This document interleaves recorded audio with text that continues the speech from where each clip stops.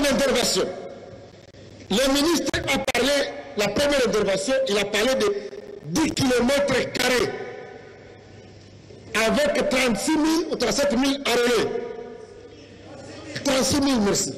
Avec les estimations que les arrêtés ont tous plus de 18 ans et que les moins de 18 ans représentent au Congo 53% de la population, il voulait donc nous dire que Minembwe compte plus ou moins 80 000 habitants. Si nous mettons les 80 000 habitants sur les 10 km², ça veut dire pour le ministre Rubérois, c'est 8 000 habitants par kilomètre carré. Alors que la commune de la Gombe, c'est 3037 habitants au kilomètre carré selon les données de 2020. Est-ce que vous avez vu à Minembwe une agglomération de 8 000 habitants par kilomètre carré? Et pour nous en rendre compte, j'ai personnellement envoyé quelqu'un au bureau de la zone de santé de Minembwe. Et il m'a envoyé les tableaux, la grande photo affichée avec des chiffres exacts sur le mur du bureau de la zone de santé de Minembwe.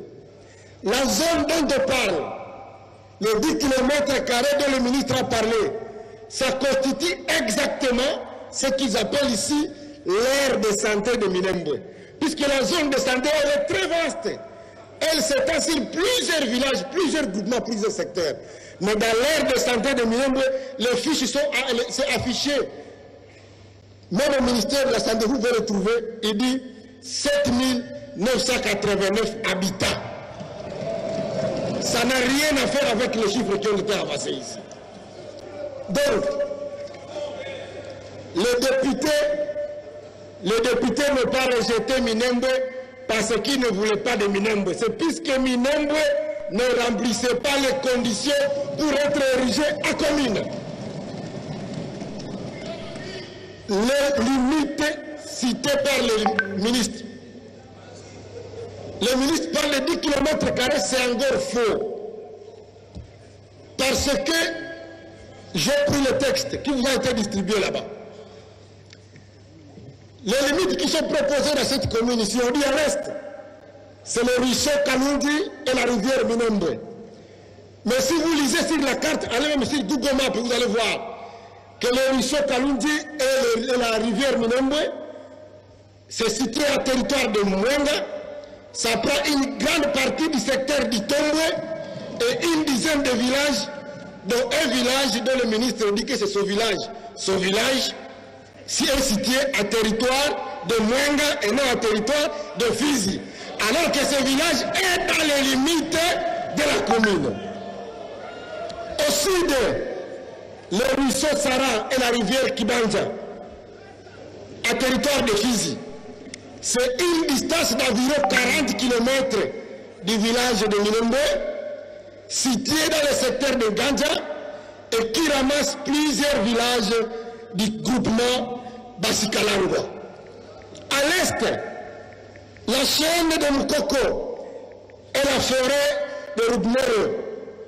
Il englobe 22 villages du secteur de Tanganyika dans le groupement de Basilocha et le groupement de Balala Nord et une partie du secteur de Mutambala en groupement Basimukidje. À l'ouest, la rivière Matanganya elle est dans le secteur de Lulenge, mais elle prolonge à territoire de Mwenga dans le secteur d'Itombwe. En bref, la fameuse commune prend les terres de 5 secteurs et 10 groupements à territoire de Fizi et à territoire de Mwenga. Et de bout à l'autre, il y a une distance de 56 km de longueur. Donc ça n'a rien à faire avec les chiffres qui ont été avancés ici.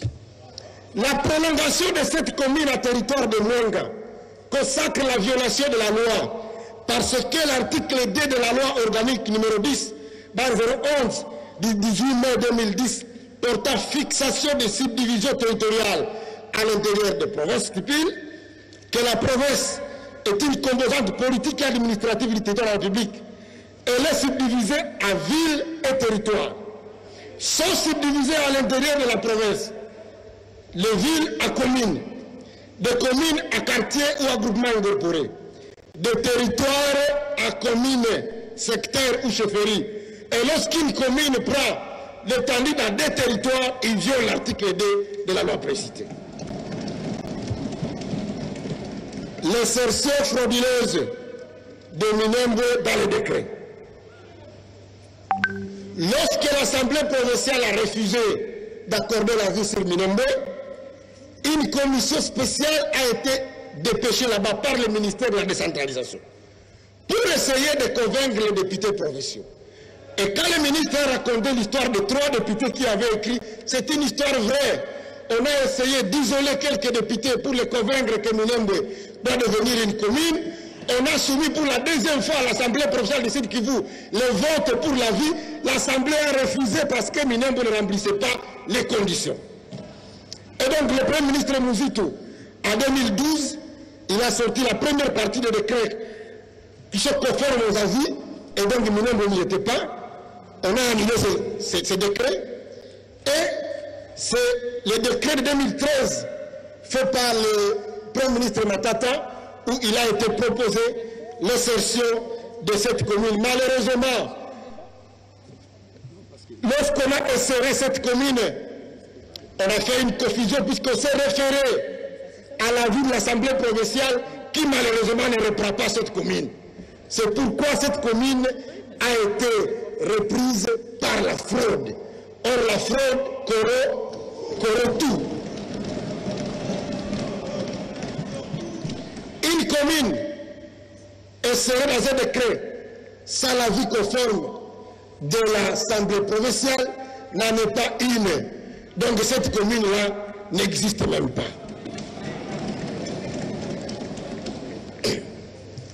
Alors, qu'est-ce qui s'est passé à la suite? Et c'est là qu'on veut démontrer ce qu'on appelle le conflit d'intérêts. En 2015,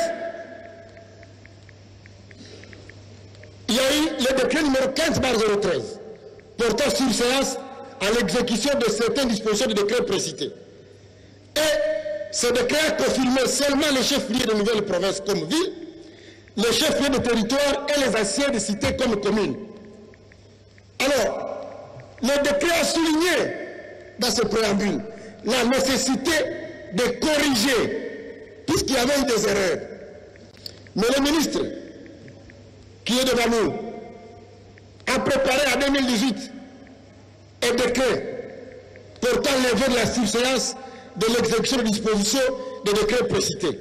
Ce décret-là est signé par le Premier ministre Bruno Tshibala, contresigné par le ministre de l'Intérieur et le ministre de la décentralisation Azarias Lubero.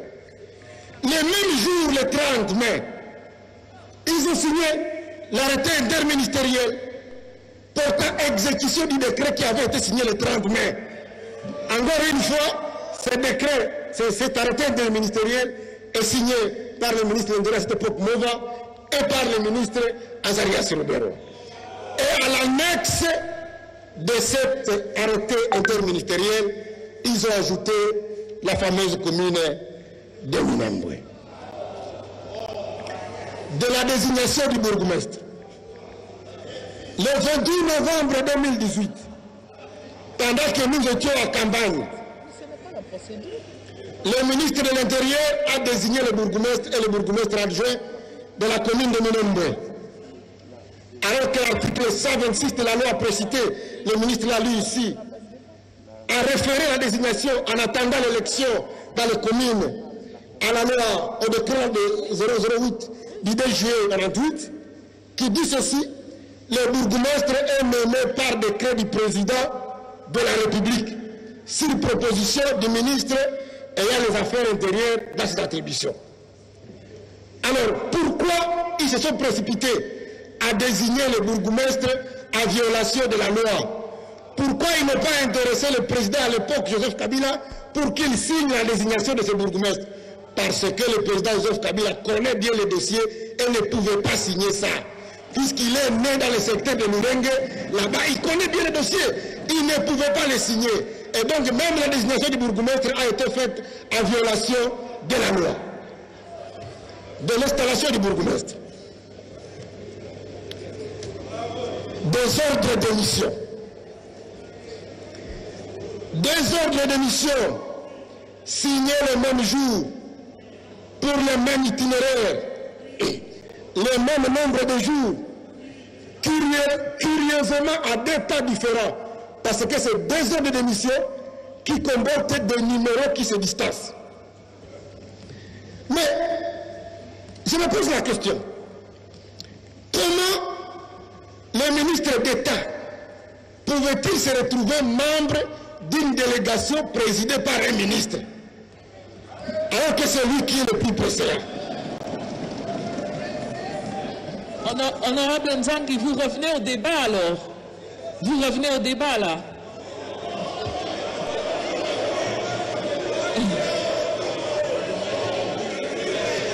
Vous revenez au débat. Madame la Présidente, le ministre a répliqué pendant 56 minutes. Je crois que l'équité, c'est aussi que moi aussi j'ai le temps de parler. Je ne l'interdis pas, honorable, excusez-moi. Je ne l'interdis pas, honorable Nzangi, mais j'ai l'impression qu'on confond conclusion et débat. Parce que non, c'est ma conclusion. D'accord. Du calme, du calme, du calme. J'essaie de comprendre son cheminement. Merci. Merci beaucoup, Madame la Présidente. Je vais tenir compte de la remarque. Allez-y. Le ministre d'État nous a dit que c'est au cours des conseils de ministres que la mission de Minembwe était décidée. Or, jusque-là, à notre connaissance, tous les conseils de ministres sont présidés par le chef de l'État. Et dans son adresse au député à Goma, le chef de l'État avait bien dit qu'il n'était pas au courant de cette mission. Donc, de quel conseil de ministres parle-t-on? Troisièmement, le ministre a toujours chanté la bonne gouvernance. Et ce parti a comme slogan la bonne gouvernance. On le lui reconnaît. Mais comment comprendre que les deux ordres de mission qui ont été signés le même jour, avec le même itinéraire, se retrouvent avec deux bailleurs de fonds? Un ordre de mission qui doit être payé par la Banque mondiale, un autre ordre de mission qui doit être payé par le Trésor public. Je me demande, est-ce que les fonds induits qui ont été perçus ont été remboursés dans la caisse de l'État selon la procédure? Est-ce que l'installation du bourgmestre était effet du hasard, une coïncidence, ou c'était effet programmé? Voici, honorable présidente, ma conclusion sur cette question-là de l'installation du bourgmestre. Les membres de la délégation de la caravane de la paix ont été informés à l'aéroport de Kavumu par des militaires qu'au-delà de la mission de la paix, ils vont aussi installer le bourgmestre. Ils sont là, ils ne disent pas le contraire. Tout était préparé. La mobilisation était faite, non seulement à Minembwe, mais aussi à Kigali et dans les différentes diasporas. Aux États-Unis, au Canada, vous avez vu des t-shirts imprimés. Une chanson commune de Minembwe enregistrée à la gloire du victorieux, le ministre, et enregistrée dans un studio IP de Nairobi au Kenya. Ça ne ressemble pas à une coïncidence. Ça a été programmé du début à la fin. Le ministre est venu dire ici qu'il n'était pas au courant de cette planification de l'installation du ministre. Mais vous avez suivi avec moi le communiqué du ministre provincial de l'Intérieur, le vaillant ministre, qui avait tenté de protéger le ministre d'État à ce temps, mais il a été estomaqué lorsqu'il a vu le ministre parler du devant de cette chaire, que c'est le ministre provincial par son initiative qui avait fait l'installation. Et il a écrit, il a même signé le document, je sais que vous l'avez lu, dans ce communiqué de presse, le ministre provincial de l'Intérieur dit ceci, que c'est le ministre d'État qui les a demandé d'installer le bourgmestre. Il dit que le gouverneur avait même refusé. Et c'est par insistance du ministre d'État qu'ils ont fini par obéir à l'ordre de la hiérarchie. Le texte là est signé. Et donc je me demande, pour quel intérêt le ministre était venu ici nous mentir en tant qu'Assemblée nationale? Ça s'apparente. En effet, la doctrine enseigne que le fait pour un responsable public de donner des réponses fausses ou incomplètes aux questions posées par des députés peut constituer un outrage au Parlement.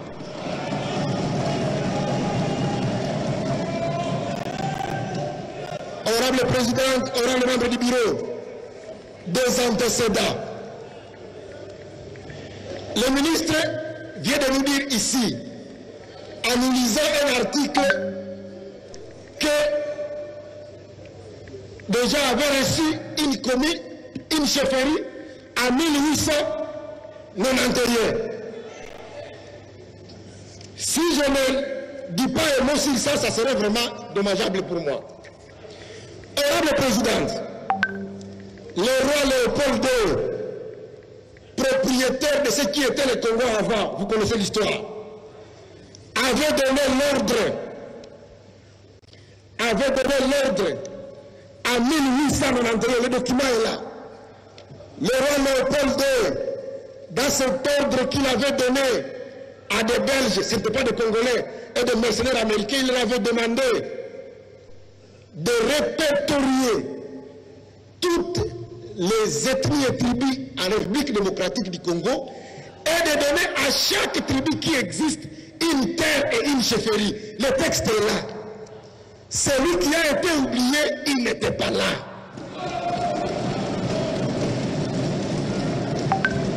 On ne peut pas falsifier l'histoire. Il y a des choses qui ont existé. Nous avons déjà voté notre constitution. Nous sommes tous des Congolais. Mais au nom de cela, on ne peut pas falsifier l'histoire. Parce qu'il y a un autre document ici, qui date de 1953, où le chef de secteur de Lulenge, là où il y a Minambo aujourd'hui, recevait des réfugiés qui fuyaient la guerre au Rwanda et a accepté de leur donner asile. Ceux qui signent ces documents, c'est des administrateurs de territoire, tous sont des Belges. Le document est là.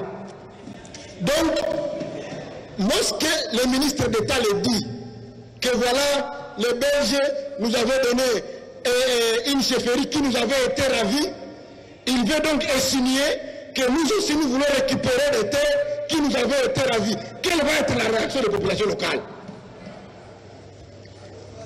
Deuxième antécédent, je ne parle pas du territoire de Minembwe qui avait été créé, mais est-il que ce territoire-là, qui avait été créé par le RCD, avait créé des chefferies, des secteurs et des groupements qui avaient des chefs qui n'étaient pas les chefs légitimes. On a saucissonné des secteurs qui existent depuis 1800.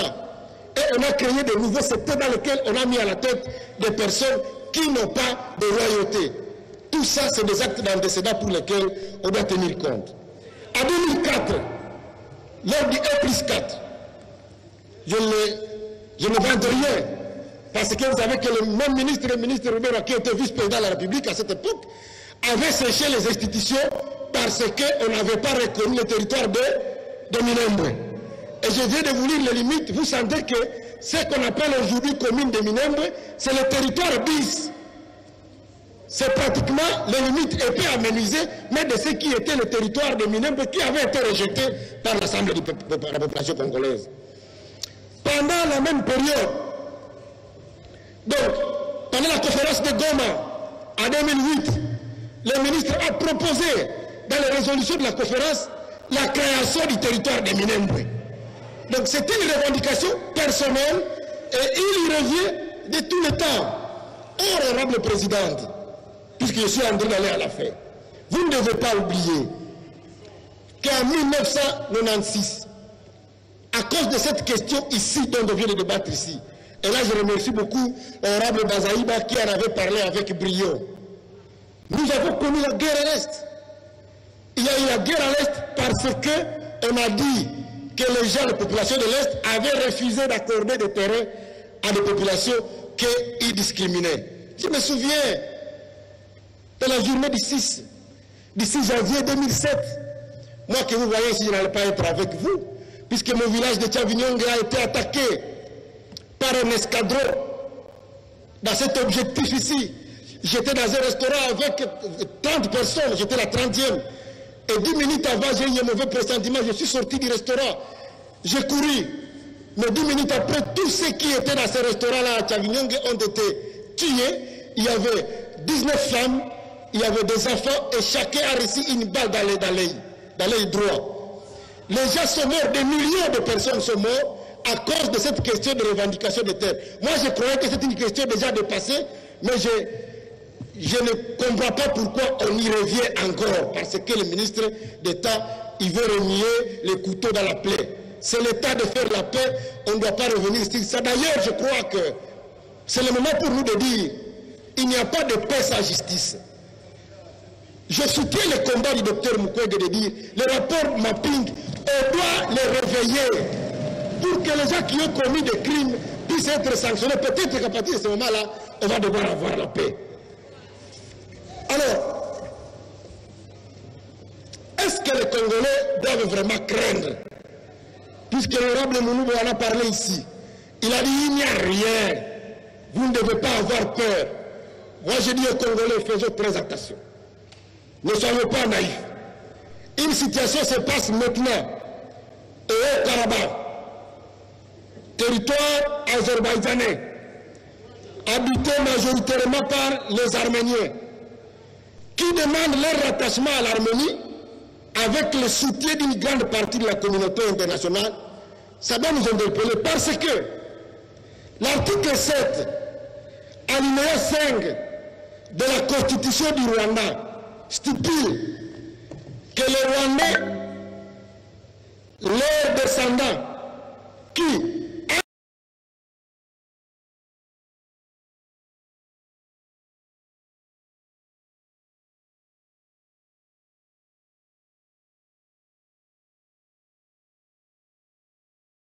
entre le 1er novembre 1959 et le 31 décembre 1994 ont perdu la nationalité rwandaise suite à l'acquisition d'une autre nationalité étrangère, sont d'office réintégrés dans la nationalité rwandaise. Ça veut dire quoi? C'est quand même un piège qu'ils nous ont tendu pour vouloir nous dire que même ceux qui ont renoncé à la nationalité rwandaise, le fait qu'ils soient de vagues de mouvements de réfugiés de 59, ils sont rwandais même là où ils sont. L'exemple, nous en avons ici. Dans cette salle ici, en 2008, l'honorable Dini Abakaran, qui était député avec nous, avait été arrêté et condamné au Rwanda une année. L'Assemblée nationale avait envoyé une délégation au Rwanda pour faire prévaloir son immunité parlementaire. Le Rwanda avait dit, Dini, c'est un citoyen rwandais, il n'a rien à faire avec le Parlement congolais.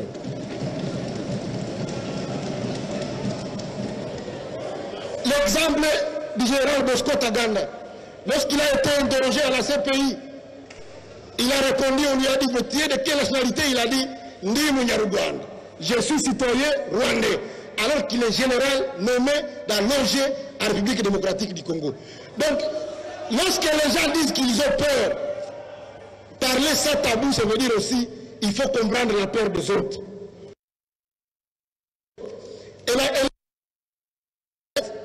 La guerre qui...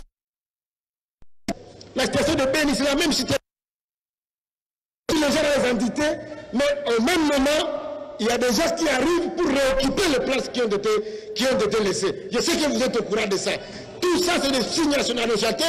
Demain, il ne faut pas que ça vous revienne qu'on a créé la commune de Bega ou la commune de Kainama. Je voudrais donc dire que c'est ici l'occasion pour le Congo tout entier de se réunir et de dire, pour mettre fin à la situation qui se passe à l'Est, cette question doit être sérieusement crevée.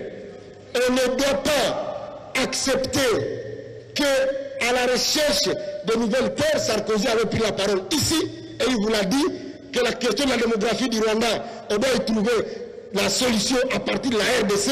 Ce n'est pas une utopie, nous devons continuer à veiller. C'est pour cette raison que je vais finir par des conseils de suggestions et des propositions de recommandations. Mon frère du Sud Kivu m'a demandé de dire à son Excellence, Monsieur le ministre d'État, qu'ils sont fatigués, qu'ils veulent vivre à paix avec leurs frères congolais.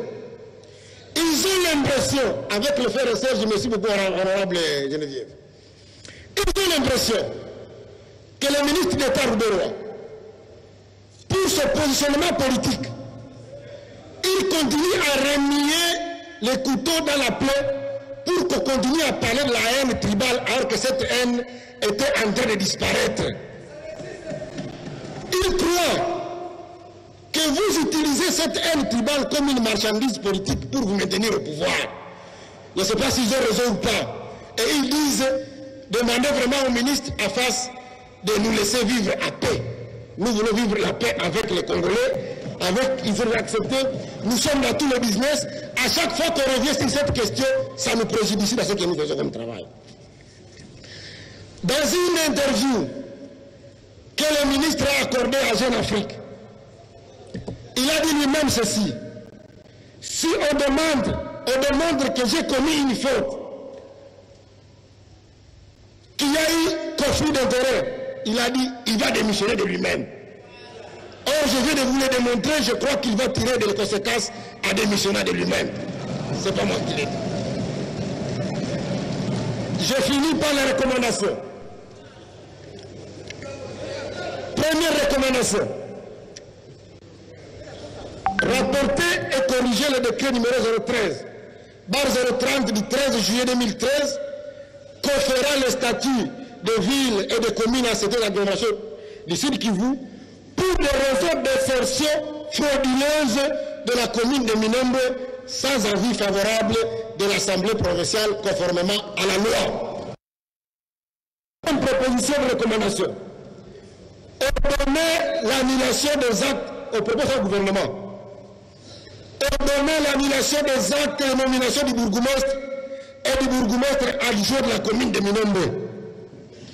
Troisième proposition de recommandation: initier des enquêtes pour déterminer les responsabilités des agents publics de l'État et leurs complices impliqués dans la fraude concernant le dossier de la commune de Minembwe en vue de sanctions exemplaires.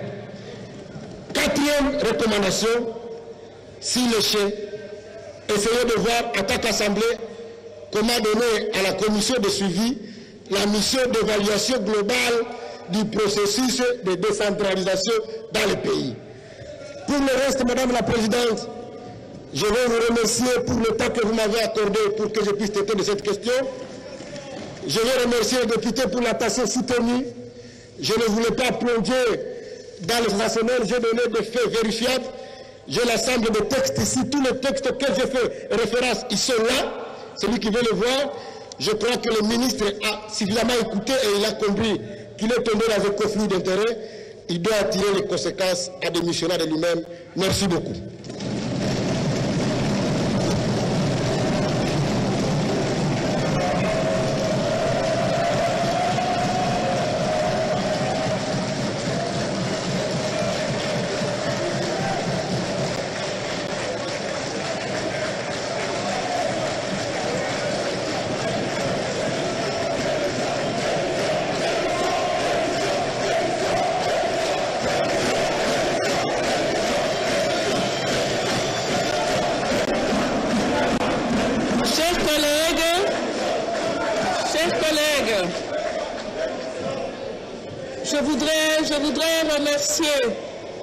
Je voudrais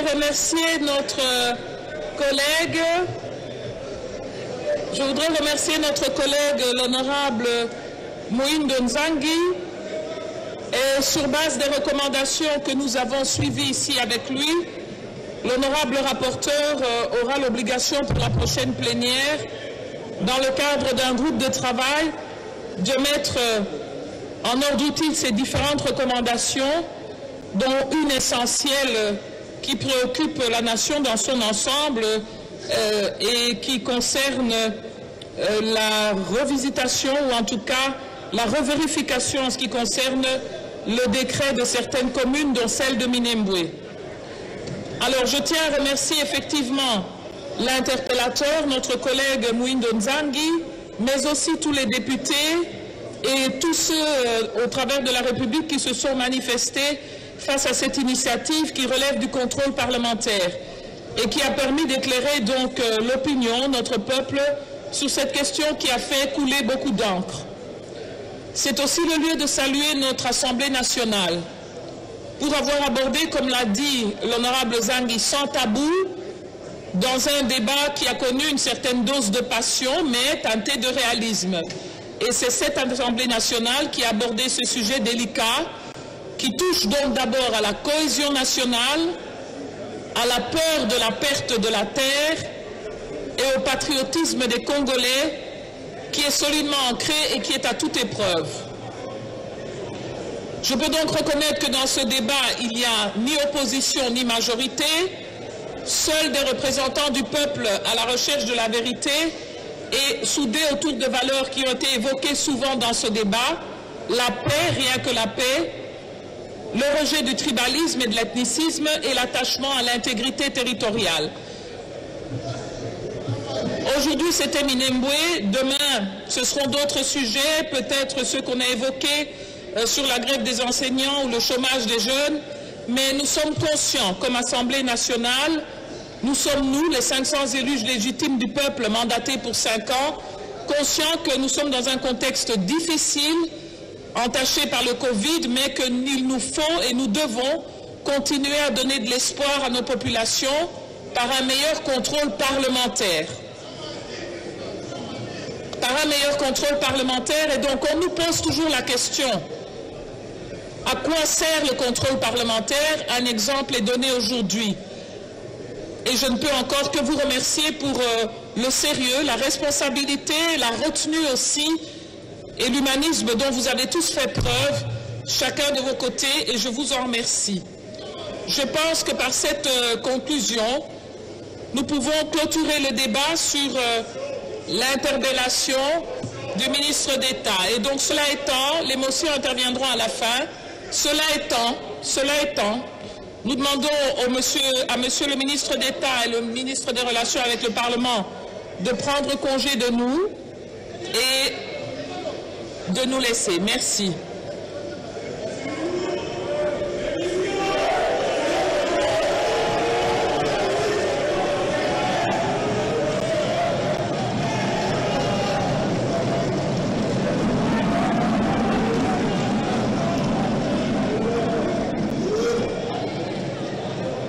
Je pense que l'examen du point inscrit à notre ordre du jour est épuisé.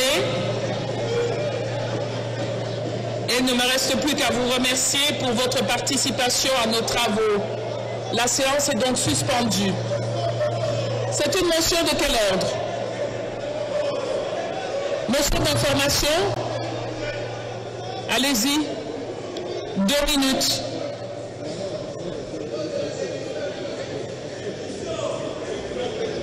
Ça porte sur quel sujet?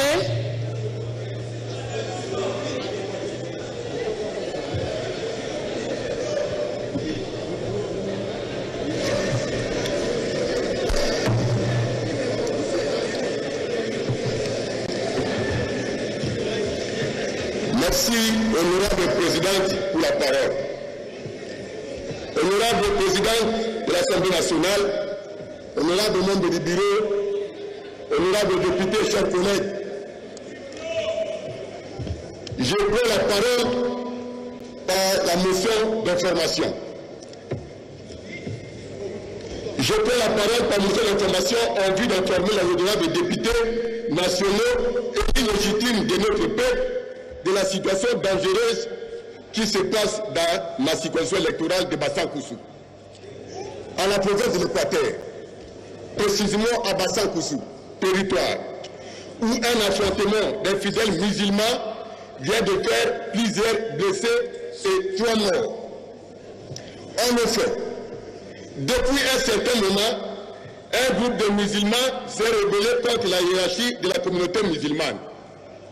Ce groupe cherche à contrôler les mosquées, les écoles dans ma circonscription électorale, mais malheureusement trouve une résistance farouche des loyalistes qui m'ont envoyé et fourni une documentation qui atteste que les autres sont des va-t-en-guerre.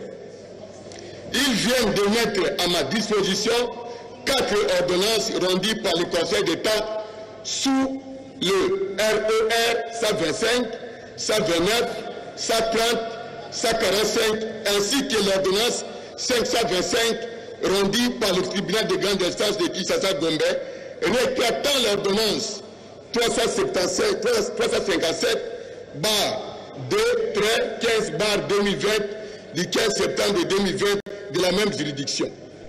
Toutes donnent raison à l'ère El Cheikh Abdallah Mangala Luaba. Sans aller dans le fond de cette affaire, Madame la Présidente, la province de l'Équateur est comme toutes les provinces de la République démocratique du Congo. Qu'est-ce qui se passe là-bas? Je parle aussi sous contrôle de Urabe Lokondo et Urabe, comment il s'appelle